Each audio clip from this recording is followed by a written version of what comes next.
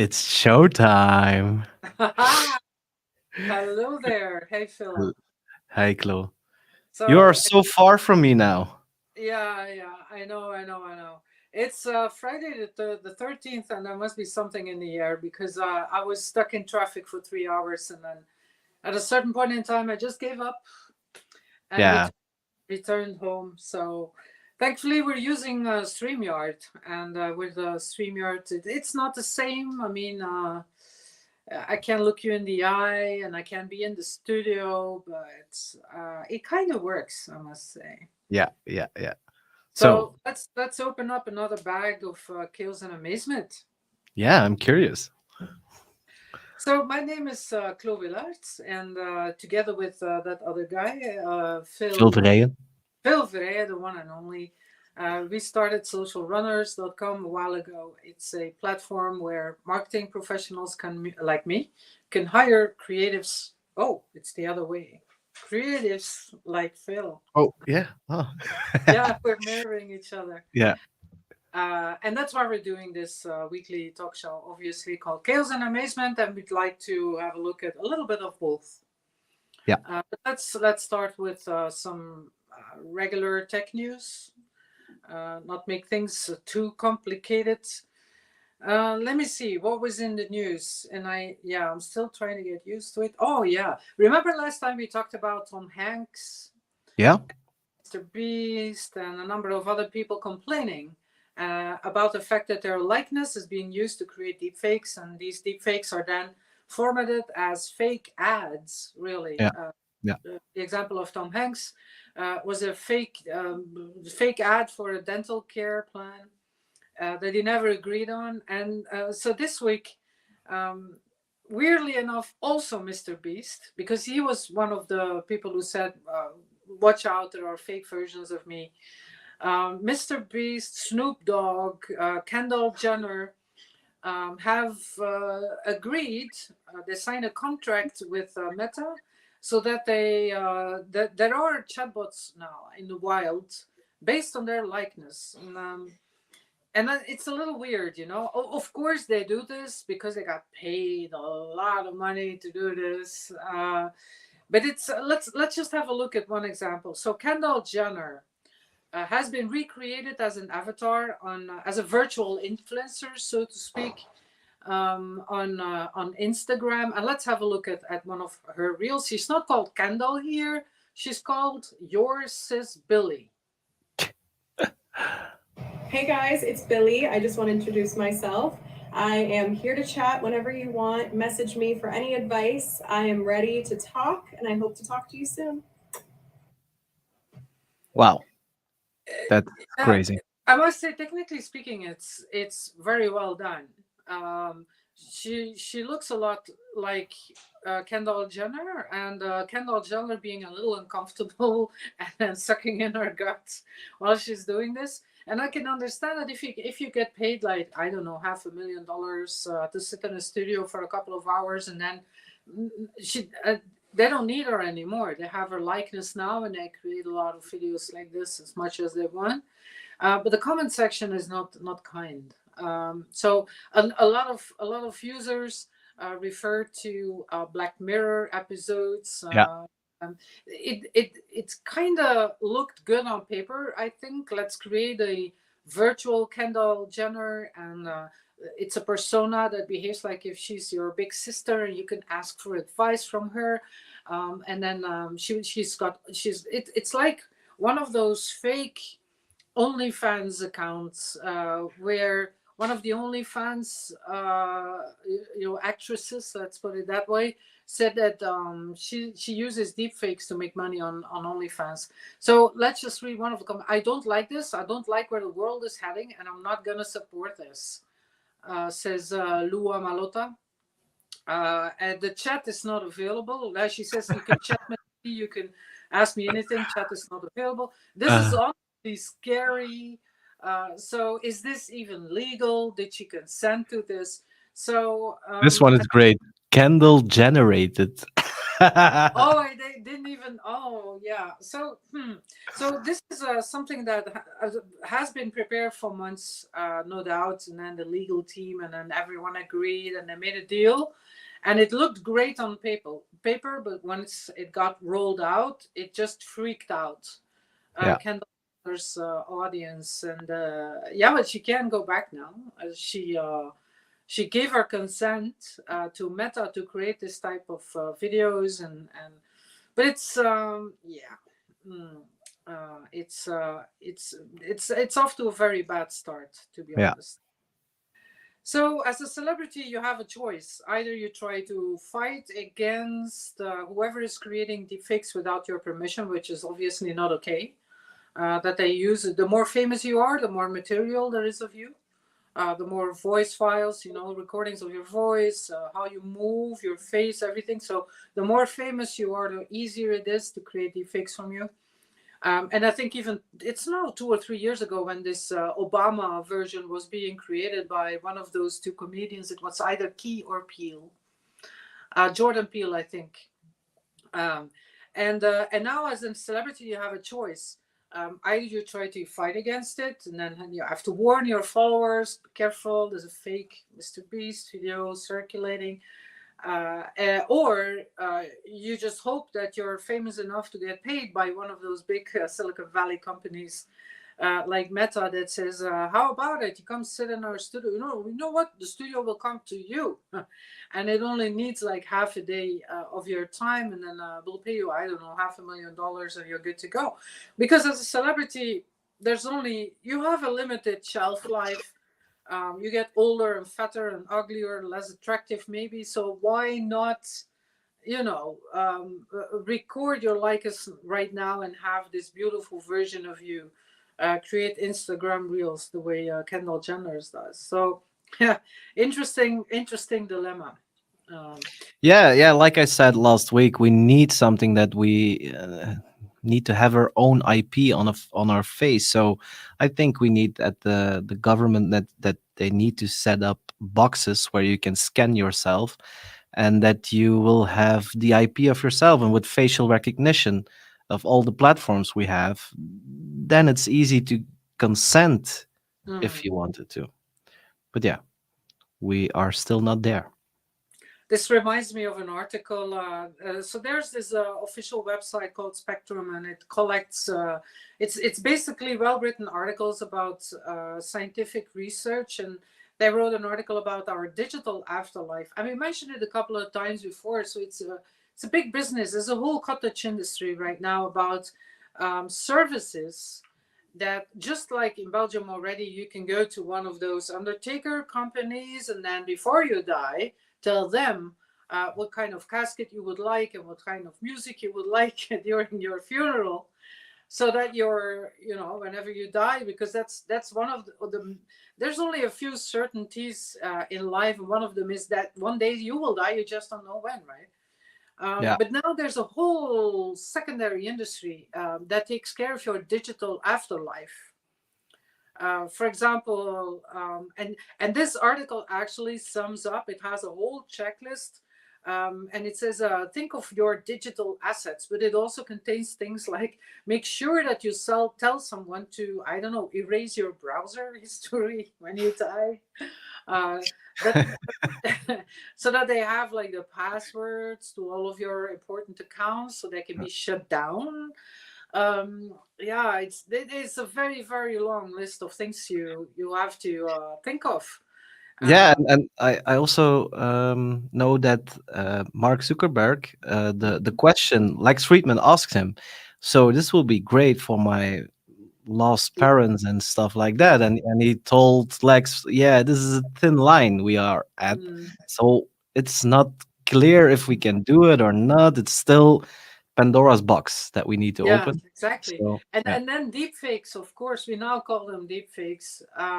So what you can do, of course, is to have this virtual version of yourself. Let's just say a digital twin, a 3D avatar, whatever you want to call it. You record this before you die, and then afterwards, your children can still have conversations with you because it has been trained on how you talk and your favorite music, stuff like that. So there are a number of at least 5 are mentioned in the article. Companies where you can have a digital afterlife. Again, there's a Black Mirror episode about that as well.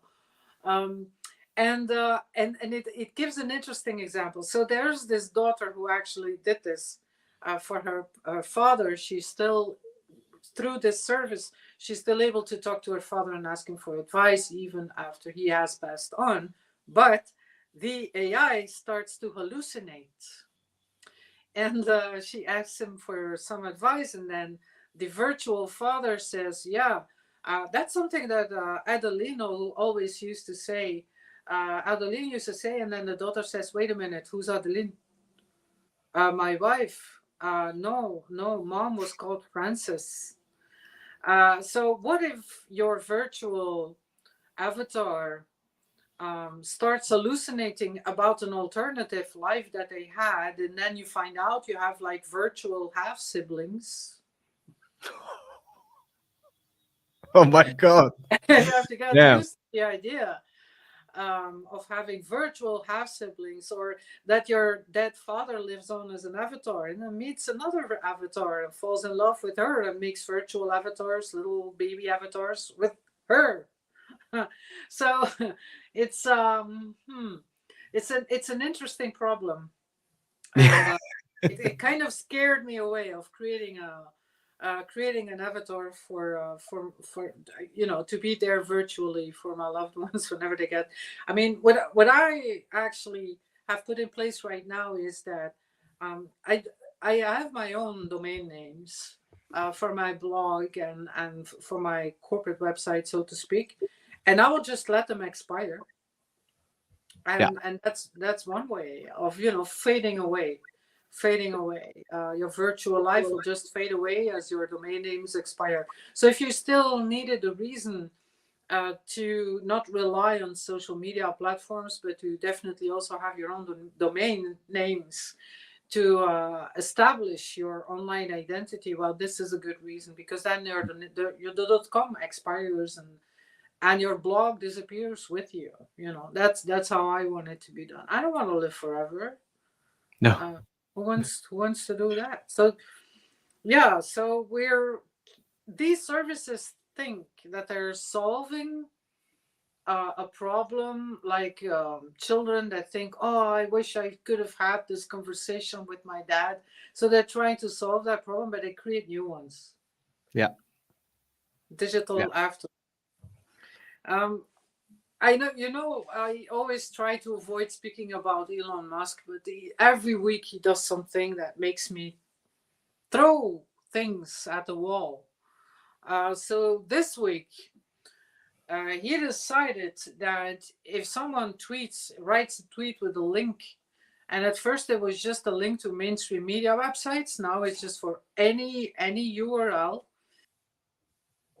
The URL is not shown, and the title of the article that you link to is also not shown. So the only thing you see is the whatever has been written in the tweet, and then one image. And when you peer closely, you can see the domain name, not the URL, just the domain name. In the top, in like the bottom left corner, you have to look like that and you say, "Oh, apparently, there's a URL hidden in this tweet." I absolutely hate it. And Uh, so the whole logic was that tweets look better if you don't add the title of the article you're linking to, and if you don't show anything clickable at all, which is nonsense, of course. He wanted to punish mainstream media websites that had some criticism on the way he's handling his businesses, and then all of a sudden it was rolled out over the whole of the internet. are there any numbers of people Well, leaving X? interesting. There's an interesting website called Nieman Lab, so Nieman Lab, and so he has been. It's a guy called Nieman. He's been investigating the role, so internet versus journalism, and he published an article about PBS. I think it was PBS.org. So a fairly big news organization, and so they had been looking at traffic from Twitter to their website, and even before the change, it had dropped to levels so low that it's not even worth it to. For example, newsrooms may now websites, news websites, uh, theoretically, they have these share buttons. So share to, and then the Yeah. little Twitter icon should be replaced by the X icon, right? And then sometimes it doesn't even work because they're using an API service that refuses to pay $30,000 a month for API access to Twitter. So you have this whole debate: should we replace it with a little X? And then right now, news sites specifically, they're thinking, you know what? We just noticed in our Google Analytics that Twitter barely sends any traffic anymore to our website. So let's just not offer share on Twitter anymore as a as you know, as a feature on our web articles. So basically, Twitter used to be specifically for news website, used to be an important source of traffic, because there was this overlap between breaking news on Twitter and then having a you know a news article on a news website. I think those days are now officially over. They're over. Yeah. uh, the relationship between Twitter and news website is officially over. It's over. But uh, also with television, because on many programs they had in the beginning of the title, mm, people interacting with the show. That's yeah. also, I don't see it anymore. So No, no. So a call to action like join us on Twitter, it's that's just going. So that's going to have an effect on the amount of users on Twitter is going down. The advertisers are walking away, and I noticed, for example, so another change. There will be a new type of ads, a new type of ads, which cannot be reported or blocked, and they are also not marked as an ad. So, so the law in Europe, for example, but in other countries as well, if it is an ad, it has to, mention the fact that it is advertisement or something like that. It has to be, flagged as such. But that apparently doesn't count for this new type of Twitter ad. And then I'm thinking, wow. So a lot of the ads that I see in my feed right now are crypto scams. They are a particular type of profile. Either I just attract those because of, I don't know, the type of tweets that I do. I don't know. Maybe I'm the only one, but I see a lot of crypto scams being pushed, and they have Twitter Blue, of course, the premium version of Twitter. And I think this type of Twitter users, I call them the crypto bro and the scammers, they're very happy with what's going on and the new features, and they are happy to pay hundreds of dollars every month and to advertise on Twitter. yeah. So that's the Twitter that I'm seeing today, and I don't like it. I've been spending some time on Blue Sky. Still not enough time in order to be able to invite people to Blue Sky. I have to do a little bit more effort, I think. But my feed on Blue Sky, so for those who don't know, well, Blue Sky is a new app. It's like a Twitter alternative that was started by Jack Dorsey. At Jack Dorsey was one of the founders of Twitter, and of course, it doesn't have the critical mass that Twitter has. There's still not enough people who use Blue Sky in order to make it interesting. But the app is a lot better. The interface is a lot better. The feed is better. I'm just waiting for this moment. I saw it happen with Clubhouse during the pandemic. At a certain point in time, it just takes off, Yeah. and then you get like you cross this threshold. It's like a bump in the road, and then all of a sudden everyone's there, and you Yeah. get interesting conversations. Blue Sky is not there yet, but the interface is a lot better. The app is better, and I like it. I know it's very lame to kind of threaten to leave Twitter, and to announce on Twitter that you're leaving Glo, Twitter. it's our show. I don't care. But Blue Sky, give it a shot. I'll invest a little bit more time in Blue Sky so that I get rewarded with invite codes, so that I can invite whoever's listening, and you, of course, Phil, to Blue Sky, and then maybe we can make it happen. Okay, So, nice.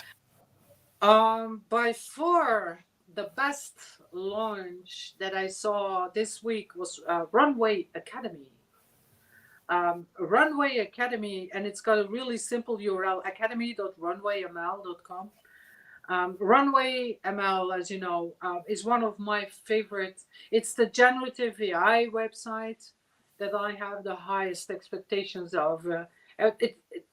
In a nutshell, it's a place where you can create text to video, generative AI, and it's still very primitive. But last week we announced that it's also been integrated into Canva. Very short clips, and very often it generates, things that are the stuff of nightmares. You can see that this Hey. is still very much beta, but Yeah. it's growing up. Runway is, and Yeah. I think if you're involved in video, you should take a look at Runway Academy. So Meta has Meta Blueprint. Google has Google Digital Atelier and Google Academy style thing. So if you take HubSpot Academy, so if you take yourself seriously as a platform, you launch an online learning website, and now Runway has done the same. Runway Academy. And it's I didn't have time this week, but I'm going to have a closer look, because it actually teaches you how to use the different features that they have right now. For example, that you can copy the style and then apply it to your own video. The text to video features, of course, the erase background features. So there's a very impressive list. So my recommendation, visit Runway Academy. The URL is academy.runwayml.com. And another recommendation is a newsletter called Turing Post. So Turing, as in Alan Turing, turingpost.com is a weekly newsletter. I think it also uses Substack about AI. And I'm subscribed to a lot of newsletters about AI. I think this is the best one. Okay. Turingpost.com. And this week they published a very interesting overview of the history of the company behind Runway ML. Oh. Who started it? Why did they start it? What do the financials look like? What is the company's mission, etc. Were they And before Stable Diffusion and Dolly? I think I think they're the same ones. I'm very confused right now. So correct me if I'm wrong. Are they also the ones behind Stable Diffusion or not? I'm not sure. I don't know. But what I learned from the article on Turing Post was that it started off in 2019 as a model directory. Now, there's not enough context. Was it AI models? If that is true, then 2019 was really, really early. Or are we talking about catwalk models, like fashion models? Because if that is true, then this explains why it's called Runway. I don't know. Yeah. So Runway ML has Runway Academy. Subscribe to TuringPost.com. It's a great newsletter to learn more about AI. Last week we talked about how Bing, my still study boyfriend, has already integrated DALL-E 3 in Bing itself. So ChatGPT 4 and DALL-E 3. So the latest versions of OpenAI's two flagship products, so to speak, are already inside Bing, so you can access them there. This, of course, triggered Google. And Google has been watching this whole AI race from a distance. They've been launching a number of things, but you can see that Microsoft has a vision by calling how they integrate different AI services, by calling that Copilot. Canva has a vision by integrating AI services and calling them magic tools. Google still doesn't have a vision.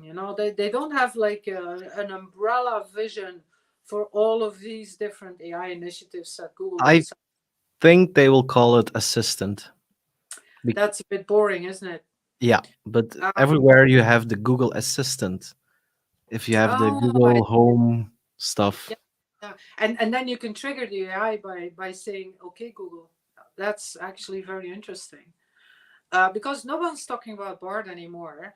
So the chatbot was, I think, a bad move. They now are looking at one of their most powerful products, Google Search. And so this week I have been able to test it because it's only available to English speaking users in the US who have opted into the search generative experience experiment. But the idea is the following. So whenever you're Googling something, I'm reacting to Timmy's comment. Um, the idea is the following: if you type in a Google search in Google, because the majority of people still searches on Google, not on Bing yet.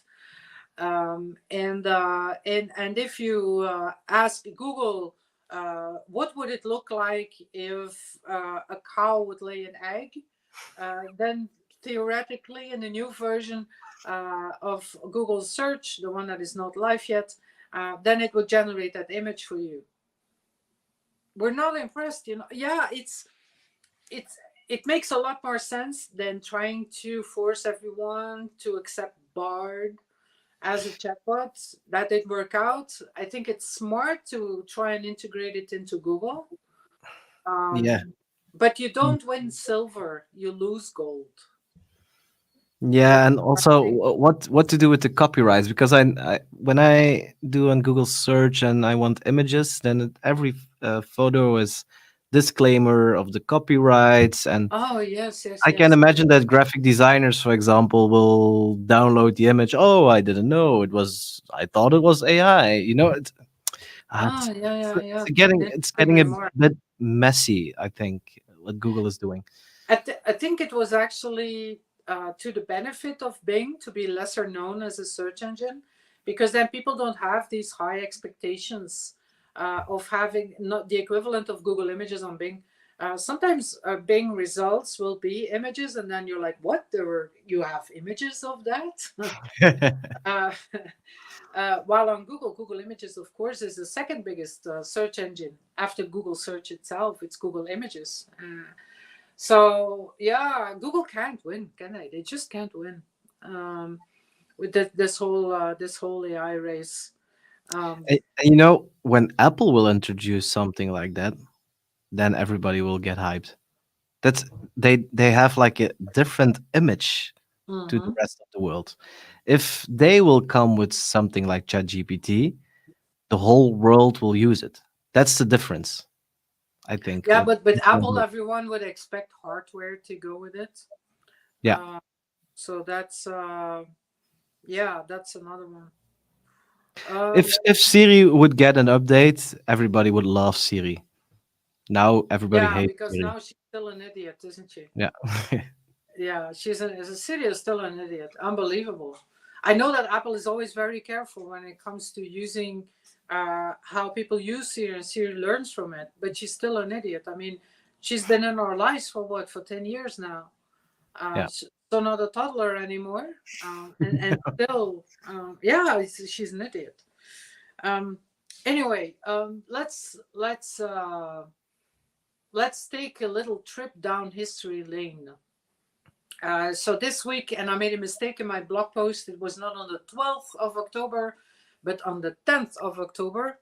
10th of October each year is also known as Ada Lovelace Day, which is, of course, a great excuse to talk about one of the many heavily underestimated women in the history of all things digital. And the first one in that long list of women who are underestimated is Ada Lovelace. She lived in the 19th century in the UK, and she's actually considered as the first software programmer.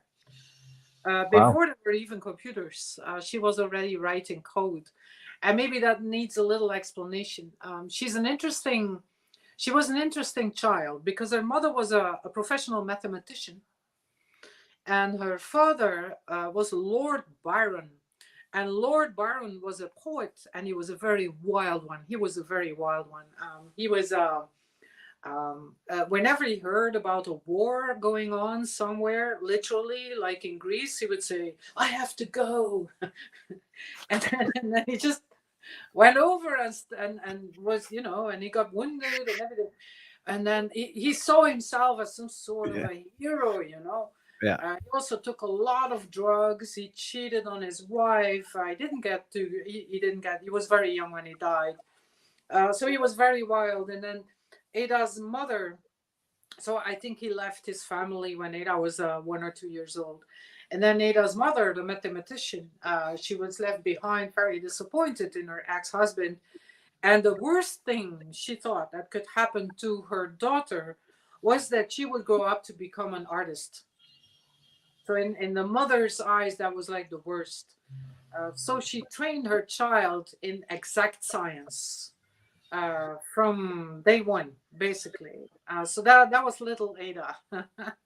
And Wow. she grew up to become, a very interesting woman who had a very interesting social life. And then at a party, she meets a guy called Charles Babbage. And Charles Babbage, in his head, had the idea for what we now would call a computer. He called it an analytical engine. And it's never been built. So half of it actually, after the facts, was built and is in a museum in London. And it looks a lot like is steampunk, because there was no electricity yet. So even if you would build this computer, which already had like a memory, so it could remember, it had a mini hard drive, so to speak. I'm using today's terms. It could remember things, and it was built to create sheet music, because music is also mathematics. Yeah. It's a formula, and you can program a machine to create music. So that's what the analytical engine was created for. Fascinating story, and it's not exactly well known. So Ada Lovelace is talking to this guy Charles Babbage, and he's explaining her about this idea in his head of this analytical engine. Never got built because he got sidetracked. He lived on for a couple of decades, and he never got to building it because he put his energy into, petty fights with other important men from his age. So he got sidetracked. But on a scientific paper that Charles Babbage wrote, and that she was translating, she knew like she was fluent in 3 languages. She took side notes, and then she said, "Okay, so we're building this analytical engine. So there's a in my blog post there's a video where a guy, that's not Charles Babbage, but he explains, you can see what the machine looks like if you would build it. So that's what the first computer, if you would build it, would look like. It's like some sort of a steampunk truck, right? Yeah. Without, Yeah. yeah. What you're seeing in the front is actually the memory. So this analytical engine. So she takes notes in the margin, and what she does in her head is actually write down a code so that you don't have to program by flipping the switches every time again, but because it was a physical machine, right? And Yeah. what she does is, okay, instead of having to do all this work before you can have the thing calculate something, why not write down what the underlying formula is, and then you input the formula instead of, the flipping the switches. And that is actually software.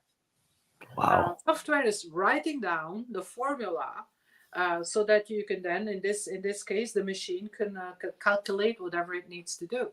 So that is why she is considered the first software programmer.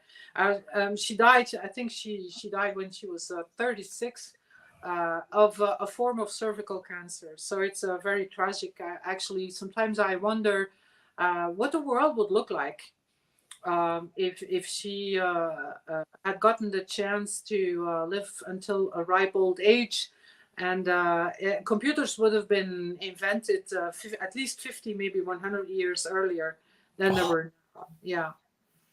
uh, Fascinating, right? Fascinating. So that's, it doesn't always have to be Alan Turing, or Nikola Tesla. No, I She's up think there as a genius. She's up there. I think if we can give a stand for all the women that we had in the past, like there were also five black women working Yeah. for Well, NASA. let's get back to the picture you accidentally showed. Okay. Um, so those the women that worked at NASA, and some of them were black, and there's a movie Yeah. that tries to explain it all. Well, another lady that worked at NASA and who is highly underestimated is called Margaret Hamilton, and there's a picture of Margaret Hamilton taken in the late 1960s, and she is standing next to a very high pile of paper. So, and why is she smiling like that? Because she's got this mischievous smile on her face. So Margaret Hamilton was a software engineer, and she wrote the code. The first the Apollo missions, the rockets that were being used. At first, of course, they were all like mechanical and analog, but that as time moved on, NASA also started to use computers, right, and on board. And what she wrote was the code to make sure that whenever the rocket was trying to land and Mm. something goes wrong, and a lot of things can go wrong, when a rocket tries to land. That's basically most of the time things go wrong with rockets, either when they're launched and when they land. In between, usually they're fine. Yeah. So when they land, a lot of things can go wrong, and her software code would try and catch the issue sooner and come up with a fix sooner so that you can see a potential problem before the rocket actually crashes. Now, she was being boycotted inside of NASA because NASA says, this is, I wish it were a joke, but it wasn't. One of the potential errors that could cause a rocket to crash was a pilot's mistake, so that the astronaut actually makes a mistake that crashes, that ends up in crashing. And then NASA says, you have to take that out of your code because our astronauts are highly trained professionals and they never make mistakes. What? Damn. So, so that was the context that she had and the other women at NASA had to work in the 1960s. So to prove that her code was valid, she printed the whole thing on paper. And that picture is her posing next to a print version of her code Wow. at NASA. So it started with Ada Lovelace. We have women like Margaret Hamilton somewhere in the middle. And then today, of course, it's still going on. There's still not a lot of women in not just in IT and software development, but in STEM areas as a whole. And I know it's getting better. It's already better than the 1960s and Margaret Hamilton. We moved along quite a long way. But there's a reason why not many girls pick a career in IT, and there's a reason why not many women stay in IT. So unfortunately, it's That's bad. Yeah.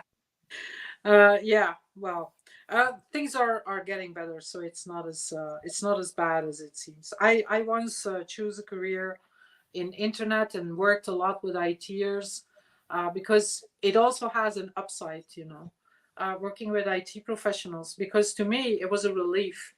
In my experience, they really don't care what you look like. It's an environment where nobody cares what you look like. No. Nobody cares what you wear. If you work like in retail, for example, then people will, it's important to have a specific look and a dress code, and I so, think if people watch The Big Bang Theory, it's basically like that. They change over the weekend and cosplay or something like that. yeah. And that's what I like about working with IT guys. They don't care what you look like, and for me that was liberty. It made me feel at home. But then there are other things. You have to get used to the sense of humor, for example. Yeah.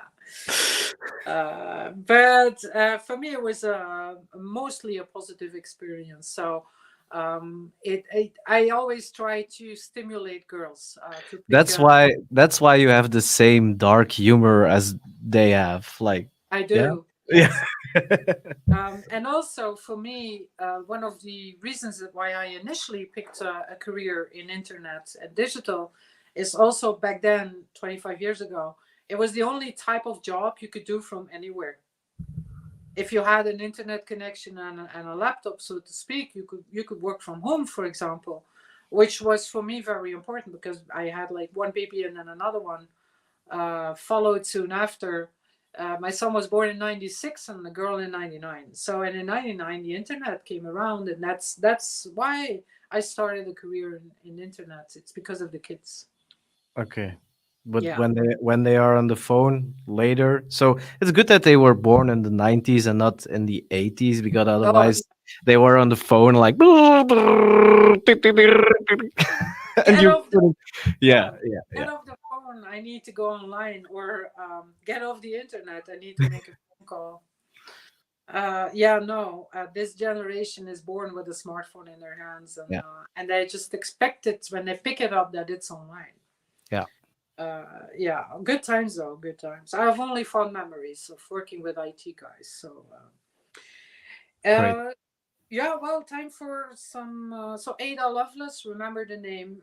She's considered the first software programmer back in the 19th century, before there was even electricity, let alone computers. She already wrote in code. Wow. Time for some weird and wonderful things. It's a mixed bag, so we're going to end on a serious note, which is not what we usually do. But first, a number of interesting initiatives. The first one is called Face Check. I got this from Matt Navarra. Matt Navarra is the thought leader. He's a very interesting guy to follow on Twitter or subscribe to his newsletter. He's always the first to come up with social media news. And he's also not very fond of the way Twitter is going. So Matt Navarra, thank you for this link, facecheck.id. Facecheck.id. And what it is a face recognition search. So we're now looking at facecheck.id. What you need to do is to upload a selfie, for example. We're all looking at your image directory now. If you share your screen, and everyone is all of a sudden attentive. I don't Uh, mind. It's oh, there we it's a are. mess. That's It's a mess. Yeah. we're uploading, yeah, and then search terms of use. Nobody reads those. I think you have to check a box Ah, yeah, somewhere. yeah, yeah. Yeah, you just sold your IP rights. It's a fairly fast website, Yeah. and what it now is doing is to use facial recognition software, obviously, to see if your face is on the internet. Search the internet by face. So you were kind enough to use your own picture, but you can imagine what this can lead to. You can secretly take a picture of someone in public transport, for example, without their knowledge or permission. Get home and use facecheck.id to try and find out the real name of this person. Um, yeah, that's what you could use this technology for. Um, That's you're great. you're reading in a queue. We'll get back to that in a minute and visit another weird website. It's called Color World. Color World. Yeah, it looks. So what you need, it's very hard to explain. Color World will present you with a word, and you have to associate it with a color. So let's click on Start and see what words it comes up I'm with. I'm happy that they didn't use Comic Sans, but it's near. It's very close to Comic Sans. Yeah, Yeah. it's very childish font. But so you see balance, the word balance. So what is the color you associate with the word balance? Just pick any color, it doesn't really matter. You submit some sort of a purple that you picked. Yeah. Yeah, I think you have to click on the color once more and then submit the right one. No. Oh. See what I mean? You have to confirm by clicking on the right rectangle. Yeah, no, not the button. There we are. And wow, you're very far off. And then it will present you with some sort of a pixelated artwork. It's very hard to explain. It looks like if your computer is high on LSD or something, but pixelated, Yeah. which it would be, your computer would be pixelated if it were high. It kind of makes sense. And there you can see the colors that other people associate with the word balance. Now, there's not a lot of balance in the end result. There's a lot of clashing colors in here. Yeah. Um, let's just classify it under weird website. Yeah. The end results, they would make very nice beer coasters, I think, to put your glass of beer on. But it's interesting to see what people, not AI, what people. Oh, I just thought of something. Maybe we're training another AI. Yeah. Yeah, That, because that's yeah. we are now, right? That's the only role that we still have to play as humans is to be there Yeah. to train AI. So Indeed. maybe we're training an AI that kind of comes up with a color pattern for your Philips hue light to fit with a particular mood. I don't Yeah. know. Yeah. That could All be right. it. I'm close now. I'm close now. You're very close now. Surprise is associated with yellow by a lot of people. So color is a very weird thing. It's very culturally. Every culture associates colors with different things, but there are a number of things that are universal. Let's pick this last one. What color is the number 9? I'm counting the this one. One, two, three, Oh, four, five, Paris. 6, 7, 8. Yeah, back to You're yellow. ninth band in the color spectrum, and we end up with some sort of a egg yellow. And apparently, almost nobody associates. The most picked like red. Yeah. So we spent quite a lot. It's a weird website, and then you end up spending like 10 minutes or half an hour on it. So that's the type of websites I like to mention in the final section of my newsletter, Willaerts.substack.com. Meanwhile, on facecheck.id, we have moved up to the third place in the queue, so we'll have to check back after the paper shredder on wheels. So you Okay. know who Banksy is, or do you say Banksy? Banksy, right? Banksy. Yeah. Banksy. One of his artworks. I think it was the one with the girl and the balloon. Yeah. It was being sold in a gallery, and then after it was sold, it started shredding, and someone stopped the process, or I don't know, the it got stuck or something. So the artwork is now like 1/3 shredded, which was a bit of a scandal. But that's what Banksy is going for, right? He sold an Yeah. artwork and it started to self-destruct. Now, someone entirely else. I think his mom had an old paper shredder, and he started, but it's still working, and he started to have fun with it. So he put, I think he also put some googly eyes on it, and some wheels under it, and then he presented it with a long roll of paper, not toilet paper, just regular print paper, but a whole roll of it. And he put the paper shredder at the start of that roll of paper, and then he put it on, and the shredder eats its way through meters and meters of paper. So let's have a look at that, a video of what that looks like.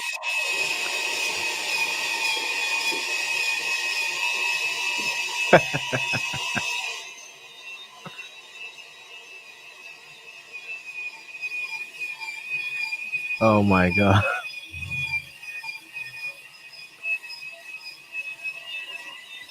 It's quite cute.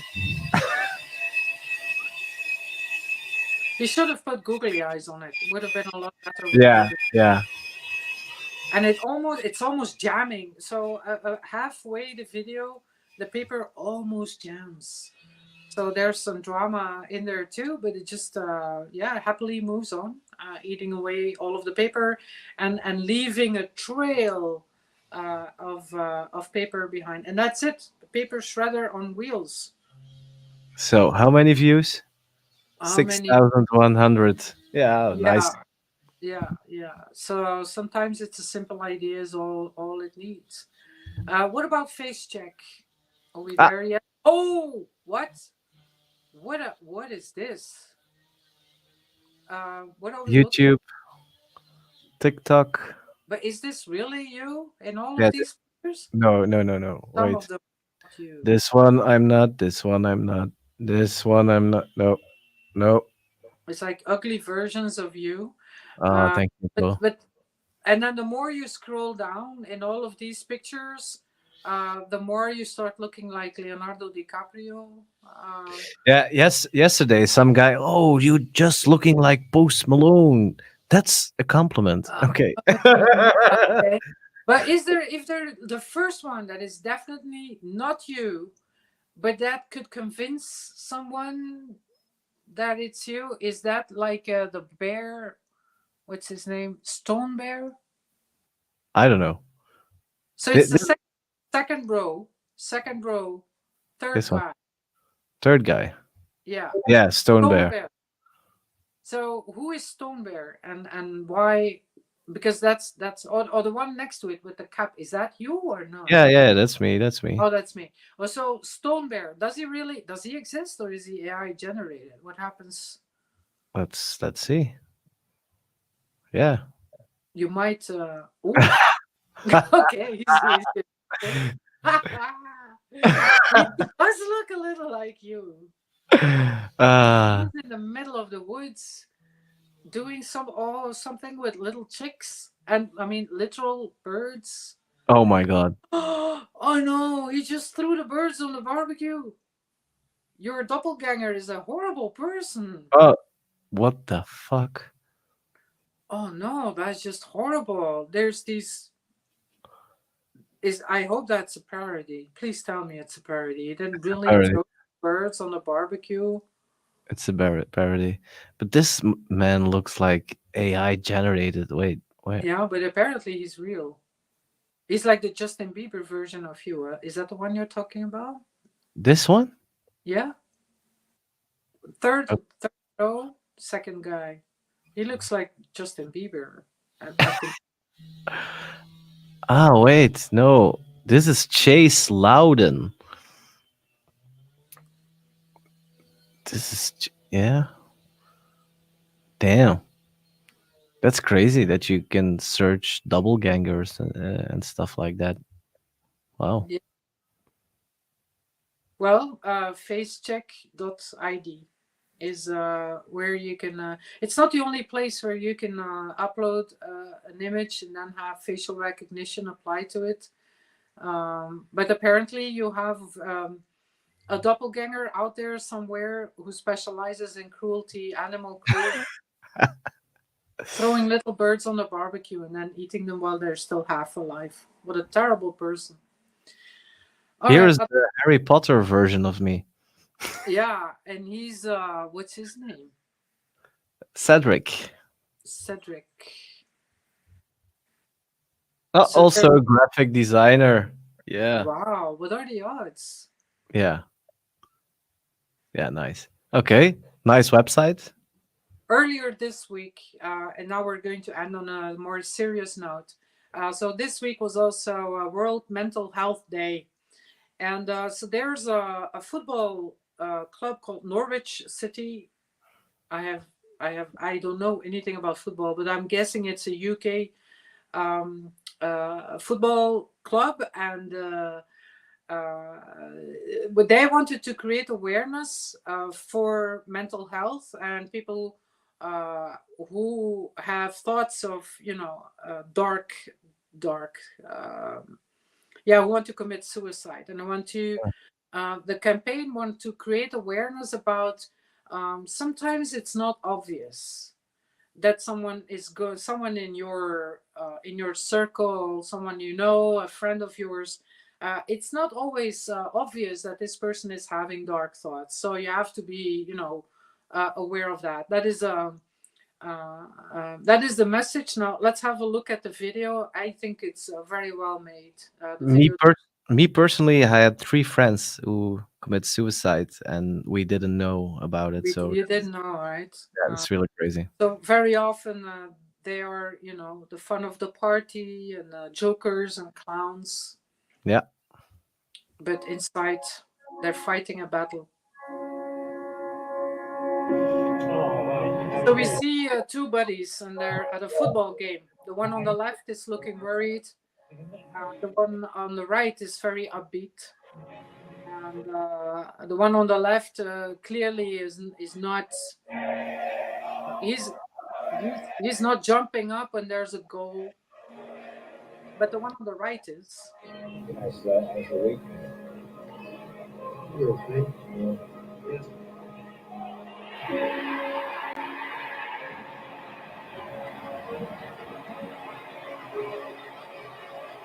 So again, the two friends every week, loyal fans of the football club Norwich. They're wearing the colors, and then the one on the left looks worried. The one on the right is going all in,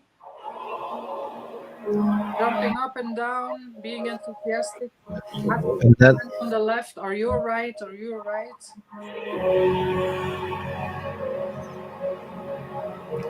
the chair will be empty, I think. And then at a certain point in time, there's the guy on the left who's still sitting there, and the chair next to him, where his joyous buddy would be, is empty. He didn't see it coming. So it's actually unexpected. I think that this comes from a football club. I mean, not exactly associated. So the slogan is: at times it can be obvious when someone is struggling to cope. So sometimes someone is struggling; it's very obvious, but other times it's not obvious at all, and they appear to be joyful and nothing's going on, and then all of a sudden they're no longer there. But sometimes the signs are harder to spot. Oh wow, I got goosebumps. Damn. Yeah, and that's what they actually do. Some of the football teams actually do this. There was another campaign 1 month ago, which is called "Where's My Mate?" Where's my mate? Where they actually have like where someone used to be in the empty seat. There's a like a scarf with the slogan "Where's my mate?" And that was a month ago. Another football club that did a campaign like that for Mental Awareness Day, and now this is for suicide prevention. Yeah. So I know this is heavy to end with, but I think it's important. Keep an eye on each other. Um, Someone told me once that you have to ask it 3 times. So you ask, "How are you?" And then people will say, I'm fine." "Yeah, but really, how are you?" Ask 2 times. "Yeah, well," and then ask a third time, "How are you really?" And then very often, that's only when a lot of people will really say how they are. And then Yeah. what you need to do is listen, just listen and be there Yeah. for them. And if you have these feelings and you know that you have these feelings, talk to an expert or a professional psychiatrist. It isn't a shame. I went to it too, so Yeah, it me isn't a too. shame. So yeah, exactly. You're not alone. You are You're not not. alone. Yeah. All right, I'll come physically to the studio next week. Leave early, take food, take drinks. Doesn't matter if it takes 3 hours from my place to your place. But I kind of miss the vibe of the studio, the social runners studio. Yeah, but It's convenient for me that I can just do it from the comfort of my own home. But I miss the vibe of the studio. yeah, but when you texted me at 3 o'clock that you will be here at 5:30, then yeah, No, there's that's not good. So, but traffic was a bitch today. And we made it today. Yeah, We are we made consistent, that. Chloe. We are consistent. That's good. Yeah. Thanks everyone for watching. See you Thank you. all next week. Bye Bye. bye.